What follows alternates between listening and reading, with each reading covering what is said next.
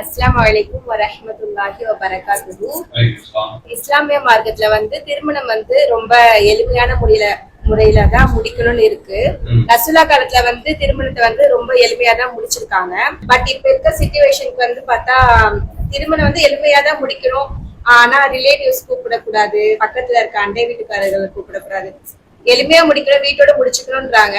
உறவினரை கொஞ்சம் வெறுக்கிற மாதிரி அந்த மாதிரி ஆயிடுது இல்ல, அந்த மாதிரி பண்ணலாமா? அதாவது முதல் கேள்வி பெண்கள் பகுதியிலிருந்து கேட்டிருக்காங்க. அவங்களுடைய கேள்வி என்னன்னு சொன்னா, எளிமையான திருமணத்தை தான் இஸ்லாமிய மார்க்கம் வலியுறுத்துகிறது. அந்த அடிப்படையில எளிமையான திருமணத்தை நாம் செய்வதாக இருந்தால், எளிமையான என்றால் செலவு குறைந்த திருமணம், அதை நாம் செய்வதாக இருந்தால் இன்னைக்கு சூழ்நிலையில நம்ம சொந்த பந்தங்கள், பக்கத்து வீட்டுக்காரங்க, அதே மாதிரி இரத்த பந்தங்கள் என்று நெருங்கிய ஆட்களை கூட அழைக்க முடியாத ஒரு உறவை பேண முடியாத சூழ்நிலை உண்டு. அப்படி நாம அழைத்தோம் என்றால் ஆட்கள் எண்ணிக்கை அதிகமாகிறது. ஆள் எண்ணிக்கை அதிகமானால் திருமண செலவும் அதிகமாகிறது. அப்ப நபிவழி திருமணம் என்கிற அந்த மட்டத்தை விட்டு இது வெளியில் போகக்கூடிய சூழ்நிலை இருக்கு. இப்ப என்னதான் செய்யறது? இப்ப சொந்த பந்தங்களை கூப்பிடவே கூடாதா? தௌஹீது கல்யாணம்னு சொன்னா மாப்பிள்ளை பொண்ணு மட்டும் தான் இருந்து, அவங்க வாப்பா அம்மா மட்டும் இருந்து கல்யாணத்தை முடிக்கணுமா என்பதுதான் நிறைய நபர்களுக்கு இன்னைக்கு கேள்வியாக இருக்கிறது. இது நல்ல கேள்வி. இன்றைக்கு சமுதாயத்தில் உள்ள நிகழ்வை அவங்க கேட்டிருக்கிறாங்க. பொதுவாக நபிவழி திருமணம் என்பதை பொறுத்தவரை நாம எங்கிருந்து திருமணத்தை பார்க்க வேண்டும் என்றால், நமக்கு முன்னாடி இருந்து தான் பார்க்கணும். நபி ஸல்லல்லாஹு அலைஹி வஸல்லம் அவங்க எப்படி தன்னுடைய திருமண வழிமுறையை அமைத்து கொடுத்தார்கள், அதான் நமக்கு லீடு. இங்கிருந்து நம்ம முன்னாடி போக கூடாது. அதான் நான் சொல்றேன், மேலிருந்து தான் நம்ம பழக்கத்தை நோக்கி நம்ம வரணுமே ஒழிய, நம்ம பழக்கத்துக்கு நோக்க எல்லா விஷயங்களையும் நம்ம எடுத்தோம் என்று சொன்னால் கண்டிப்பாக அது ஒரு தீர்வும் கிடைக்காது, தப்பான முடிவுக்கு தான் நம்ம போவோம். எப்பொழுதுமே சொல்வதுண்டு, அதாவது ஆதாரத்தில் இருந்து தான் சட்டத்தை எடுக்க வேண்டுமே தவிர, சட்டத்தை எடுத்துவிட்டு அதற்கு தோதுவாக ஆதாரத்தை நம்ம தேடுவது தவறு. இப்ப நபி ஸல்லல்லாஹு அலைஹி வஸல்லம் அவர்கள் நமக்கு சொன்ன அருமையான ஒரு ஹதீஸ் இருக்கிறது. அதாவது நான் ஒரு நபியாக இருக்கேன், ஆனா கல்யாணம் முடிச்சிருக்கேன். நபி, நான் ஒரு தீர்க்கதரிசி என்கிற காரணத்தினால கல்யாணம் முடிக்காம நான் புரோஹிதம் எல்லாம் போய்விடவில்லை, திருமணம் முடித்திருக்கிறேன். திருமணம் முடித்திருக்கிற நான் ஃபமன் ரகிபா அன் சுன்னதி, திருமணம் என்பது என்னுடைய வழிமுறைகள்ல ஒன்று. எப்படி நோன்பு வைக்கிறது வழிமுறையோ, அதே போல தொழுவது வழிமுறையோ, திருமணம் முடிப்பதும் என்னுடைய வழிமுறை. என் வழிமுறையை யாராவது வெறுக்கிறார் என்று சொன்னால் ஃபலைஸ மின்னி, அவர் என்னை சார்ந்தவரே கிடையாதுன்னு சொல்றாங்க. அப்ப நம்ம ரசூலை சார்ந்தவங்கன்னா எப்படி இருக்கணும் தெரியுமா? நீங்க முஸ்லிமா? ஆமா. என்னங்க அடையாளம்? இந்த வெள்ளைக்கேலி வெள்ளை சட்டை போட்டிருக்க பாருங்க. நீங்க முஸ்லிமா? என்னமா அடையாளம்? புர்கா போட்டிருக்கல, அது இல்ல முஸ்லீமுக்கு அடையாளம். முஸ்லீமுக்கு அடையாளம் என்பது என்ன? இதை கடந்து அல்லாஹுடைய தூதரை நம்ம ஃபாலோ பண்ணணும். இதான் மார்க்கம் சொன்னது. இப்படி ரசுல்லா திருமணத்தை வழிமுறைன்னு சொல்லிட்டாங்க. அப்ப திருமணம் என்பது ரசுல்லாவினுடைய சுன்னத். நீங்க நல்லா புரிஞ்சுக்கணும். சுன்னத்தான தொழுகைகளை நம்முடைய விருப்பப்படி தொழுகிறோமா, மார்க்கப்படி தொழுகிறோமா? மார்க்கப்படி தான் நம்ம தொழுகிறோம், அப்படிதான் தொழவும் முடியும். அதே மாதிரி திருமணத்தையும் மார்க்கப்படி தான் செய்யணுமே ஒழிய விருப்பப்படி செய்யக்கூடாது. ஒன்று. ரெண்டாவது, நீங்க நபி வழி அடிப்படையில் திருமணத்தை முடிக்கிறதுக்கு செலவு மட்டும் காரணம் கிடையாதுங்க, அதுல நிறைய விஷயங்கள் இருக்கு. ஆனா இன்னைக்கு நமக்கு செலவு முக்கியமான பிரதானமான பிரச்சனையாக இருக்கிறது. செலவுக்கு பொறுத்த வரைக்கும் அல்லாஹ்வுடைய தூதர் நமக்கு சொல்லி காட்டுறாங்க, இன்ன அஅலமன் நிக்காஹி பரக்கா, பரக்கத் நிறைந்த திருமணம் எது தெரியுமா? ஐசருஹா மௌனா, எதுல செலவு குறைவானதாக இருக்கிறதோ அதுதான் அல்லாஹுடைய பரக்கத் நிறைவா கிடைக்கக்கூடிய கல்யாணம். உலகத்து பார்வையில சிறந்த கல்யாணத்துக்குண்டான பார்வை வேறு. உலக அளவுல அவங்க ஒரு யார்ஸ்டிக், ஒரு அளவுகோல் வச்சிருக்கிறாங்க, அது வேறு. எப்படி? திருத்தணியிலே கடந்த ஒரு மாசத்துல இருக்கிறதுலே ரொம்ப டாப்பான ஒரு கல்யாணம் ஏதாவது சொல்லுங்களேன் அப்படின்னு யாராவது ஒரு ஆள்கிட்ட தெருவில் போய் கேளுங்க. கேட்டா என்ன சொல்லுவாங்க? எந்த அரசியல்வாதி மகனுக்கு கல்யாணம் முடிச்சாரோ அதைத்தான் பெருசா சொல்லுவாங்க. ஏன்னா அவங்க தான் நிறைய செலவழிப்பாங்க, டாம் டும்னு முடிப்பாங்க, அந்த மாதிரி இதுகளை தான் சொல்லுவாங்க. ஆனா இஸ்லாம் கொஞ்சம் தலைகீழா பார்க்குது. இருக்கிறதுலே சிறந்த திருமணம் எதுனா, யாரு ஜாம் ஜாம் நடத்தியிருக்காங்களோ அது கிடையாது, யார் ரொம்ப சிம்பிளா நடத்தியிருக்காங்களோ, அனாச்சாரம் இல்லாம, ஆடல் பாடல் கூத்து கும்மாளம் இல்லாம, அதிக செலவீனம் இல்லாம, ரொம்ப எளிமையா முடிப்பாங்கல்ல, அதைத்தான் இஸ்லாம் சொல்லுது. அந்த மாதிரி முடிக்கிற திருமணம் தான் சிறந்த திருமணம் என்று மார்க்கம் சொல்வதை பார்க்கிறோம். இப்ப இப்போ இந்த இடத்துல தான் இவங்க கேட்கக்கூடிய கேள்வி வந்து சந்திக்கிறது. நாங்கள் செலவை குறைச்சி முடிக்கணும்னு முடிவு பண்ணியாச்சு. ஆனால் தௌஹீத் ஜமாத்தில் ஒரு ரூல்ஸ் போடுறாங்க.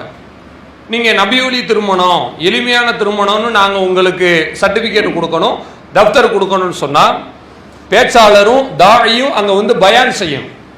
கல்யாணத்தில் பயான் பண்ணுவாங்கல்ல, இப்படி பயானும் செய்யணும்னா நீங்கள் வந்து செலவை சுருக்கமாக முடிங்க அப்படின்னு சொல்கிறாங்க. அப்போ செலவு சுருக்கமாக முடிக்கிறதுனா நம்ம யாரையுமே கூப்பிட முடிய மாட்டோம்டுது. எல்லாத்தையும் கூப்பிட்டோம்னா குறைஞ்சபட்சம் மதிய சாப்பாடு போட்டோம்னு வச்சுக்கோங்களேன், குறைஞ்ச ஒரு 2 லட்ச ரூபா 3 லட்ச ரூபாய்க்கு மேலே என்ன செய்யும் ஆயிடும். ஒரு 200 பேர் 300 பேர் வந்து அதுக்கு தகுந்த மாதிரி நிறைய செலவாக வாய்ப்பு இருக்கிறது. அப்போ இவ்வளோ பேரை கூப்பிடும்போது நாம் வீட்டில் வச்செல்லாம் முடிக்க முடியாது. ஒரு கல்யாண மண்டபம் அந்த மாதிரி தான் பார்க்க முடியுது. ஆக இப்படி செய்யும்போது இதை வேண்டாம், நீங்கள் வந்து அதிகமாக செலவழிக்கிறீங்கன்னு சொல்கிறாங்க. அப்படி நம்ம குறைஞ்ச செலவில் முடித்தா யாரையும் கூப்பிட முடிய மாட்டோம்து. இப்போ என்ன தான் பண்ணுறது அப்படின்றதா அவங்களுடைய கேள்வி.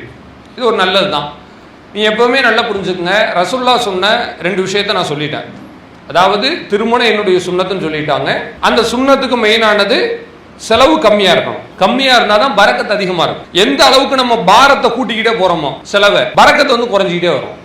இதான் அதுக்கு அர்த்தம். இதை ஏன் நீங்கள் பார்க்கணுன்னா, இதை வந்துங்க குர்ஆன் ஹதீஸ் அப்படிங்கிறதுக்கும் நம்ம இதில் ஒரு பார்வை இருக்குது, அறம் சார்ந்து ஒரு பார்வை இருக்குது.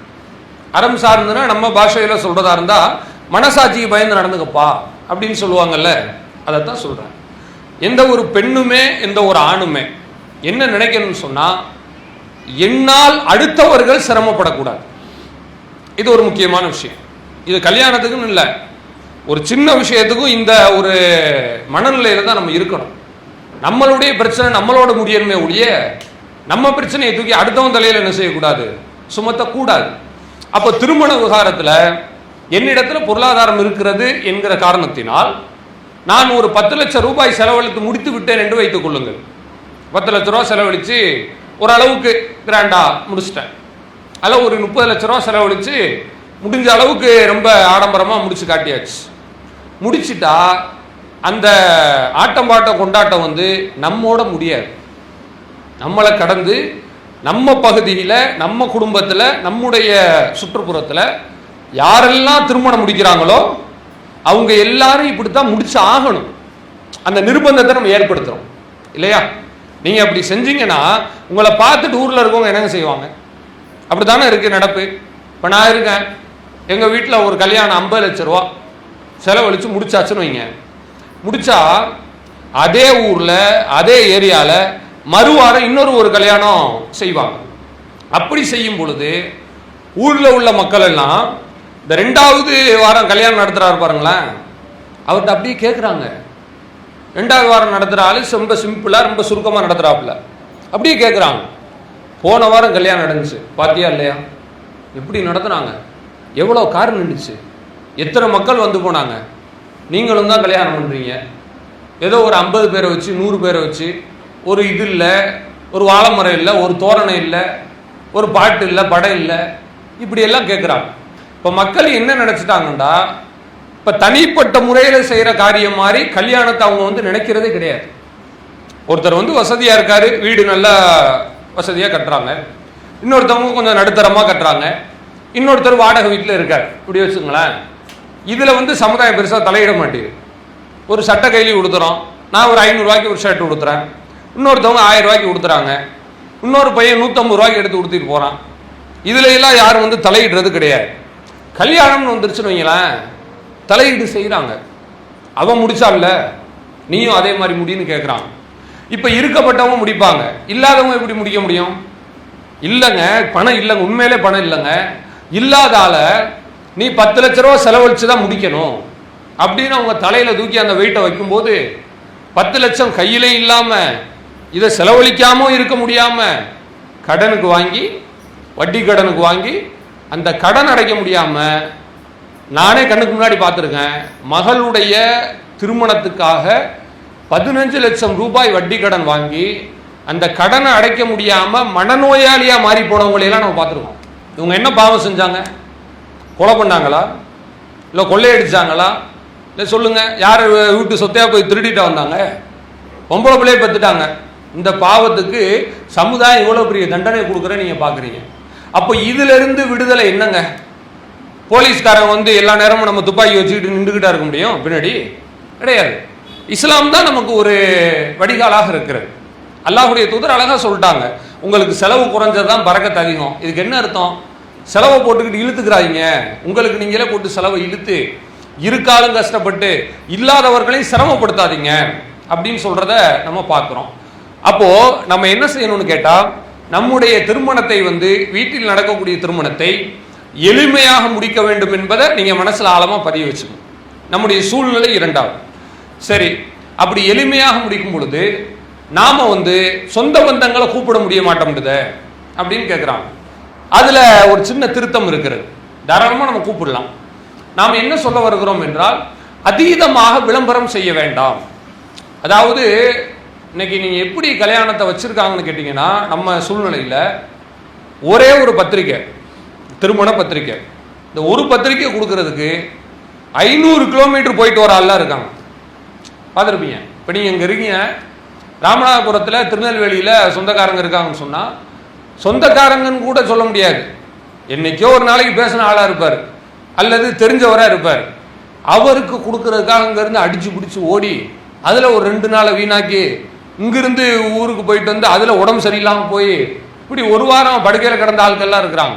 அப்ப நம்ம என்ன சொல்ல வர்றோம்னா, திருமணத்தை வந்து நாம வந்து உறவினர்களை, இரத்த பந்தங்களை அழைக்கலாம், அது தவறில்லை.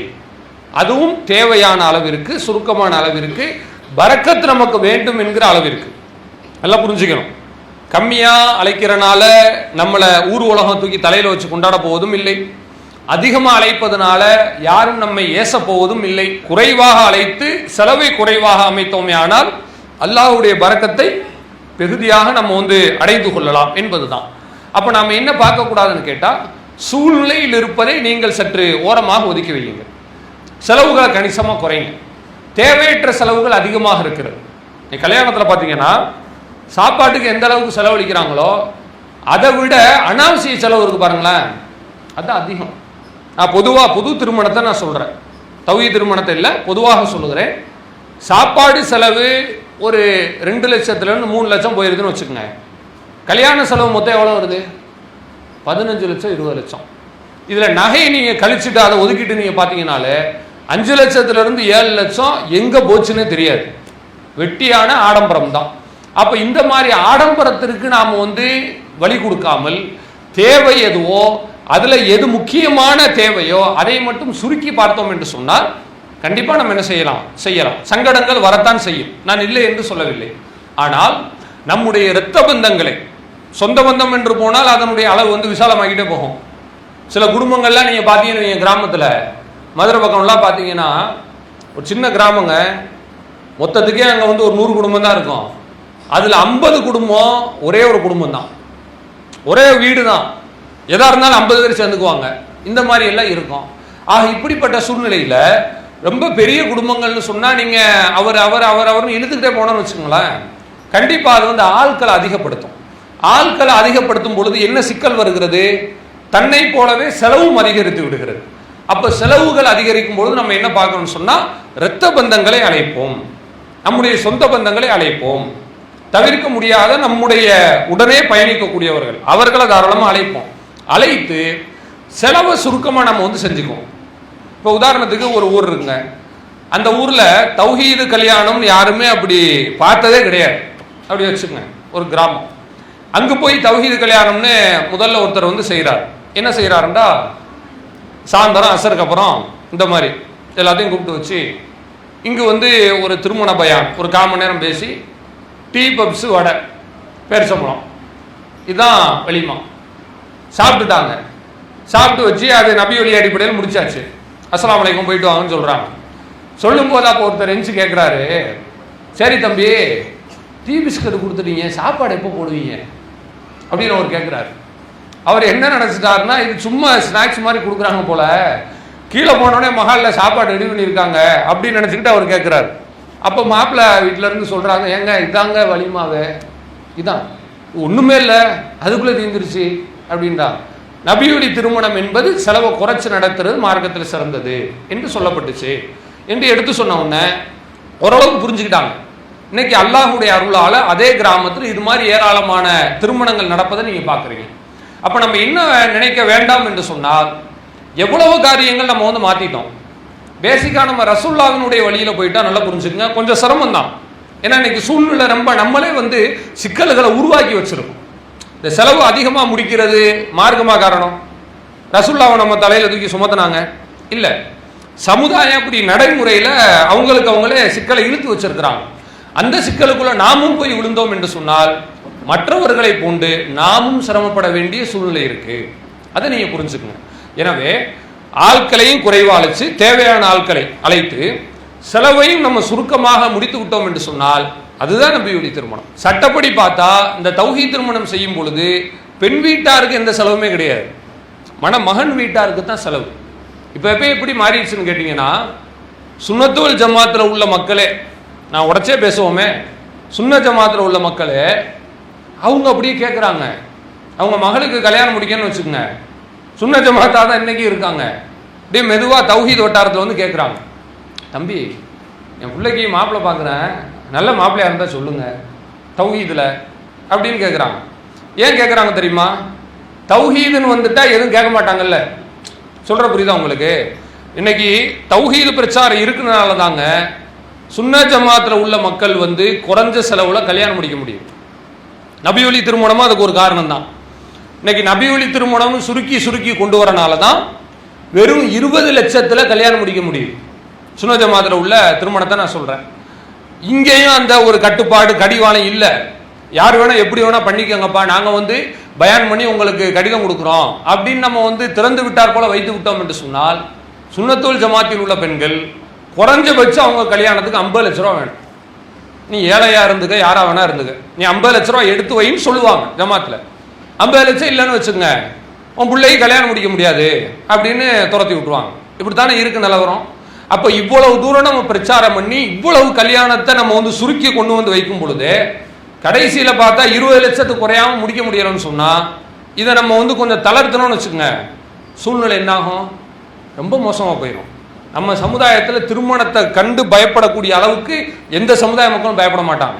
அந்த அளவுக்கு ஒரு அநாகரிகத்தின் உச்சத்தை திருமணங்களின் பெயரால் நம்ம பார்க்க முடிகிறது. அந்த அடிப்படையில் நபியுடி திருமணம் என்பது நாம நினைப்பது போல ரொம்ப நெருக்கடியான ஒரு கல்யாணம்லாம் கிடையாது. ஆளுக்களை கூப்பிடுங்க, செலவுகளை குறைங்க, அவ்வளவுதான். ஆடம்பர அனாவசிய செலவு குறைச்சோம்னாலே கணிசமா செலவு குறைஞ்சிரும். பெரிய அளவில் செலவுகள் இல்லாம சுருக்கமாக முடிக்க வேண்டும் என்பதான் மார்க்கத்தில் சொல்லப்படக்கூடியது. எனவே உறவுகளை தாராளமாக அழைக்கலாம், சொந்த பந்தங்களை அழைக்கலாம், அக்கம் பக்கத்து தவிர்க்க முடியாத நபர்கள் அவங்கள நம்ம அழைக்கலாம். அழைக்கும் பொழுது அது தாராளமாக நபி வழிக்கு உட்பட்டு தான் வரும். செலவுகளை மட்டும் குறைச்சிக்குங்க. ஒன்று. கடைசியாக ஒரு விஷயம் என்னவென்றால், நம்ம ஏன் எல்லாத்தையும் தவிர்க்க முடியல அப்படின்றது காரணம் இன்னொன்று இருக்குங்க. இது ஒரு ஃபேக்சுவல் உண்மை. அது என்னடா, நம்ம எல்லா நிகழ்ச்சிக்கும் போயிட்டு வந்துடுறோம். சில ஆளுக்கு என்ன சொல்லுவாங்கன்னா, தௌஹீதா இருந்தாலும் கூட தௌஹீது திருமணத்துக்கு சம்மதிக்க மாட்டாங்க அந்த குடும்பங்கள். ஏன் வேண்டாங்கிறாங்க? இல்லை தம்பி, நான் வந்துடுவேன் வச்சிருவேன், ஆனால் நான் எல்லா கல்யாணத்துக்கும் போயிட்டு வந்துட்டேன், நான் வந்து யாரையும் கூப்பிடாம நடத்த முடியாது. அதாவது அல்லாஹ் ரசூலை முன்னிறுத்தி நம்ம முடிவு எடுக்காம யாரை முன்னிறுத்தி முடிவு எடுக்கிறோம்? ஊர் உலகத்தை முன்னிறுத்தி முடிவு எடுக்கிறோம். அப்போ எல்லா காரியங்களுக்கும் நல்லது கெட்டது எல்லாத்துக்கும் நான் போயிட்டு வந்துட்டு இருக்கேன், ஹலால் ஹராம்லாம் பார்க்க முடியலப்பா, நான் போயிட்டு தான் வந்துட்டேன். வந்துட்டு இருக்கும்போது நான் மட்டும் கூப்பிடலன்னு சொன்னா அது தப்பா போயிடாதா அப்படிங்கிறாங்க. ஆக இப்படி காரியங்களுக்கு வந்து அடிப்படையான ஒரு காரணமே வந்து நம்ம எல்லா மார்க்கத்திற்கு முரணான காரியங்களை கலந்து கொள்வது கண்டிப்பா நம்மளே என்ன செய்யணும், அப்படித்தான் போயாகணும் போல என்கிற ஒரு மட்டத்திற்கு நம்மை வந்து தள்ளுகிறது. எனவே அதையும் தவிர்த்து கொண்டு நாம் ஹலாலான சரியான நிகழ்ச்சிகளை கலந்து கொண்டோம் என்று சொன்னால், மார்க்கத்திற்கு உட்பட்ட நிகழ்வுகளில் மட்டும் கலந்து கொண்டோம் என்று சொன்னால் கண்டிப்பாக என்ன செய்யும், நமக்கு எந்த விதமான ஒரு இடையூறும் வராது என்பதை நீங்க கவனத்தில் வச்சுக்கோங்க.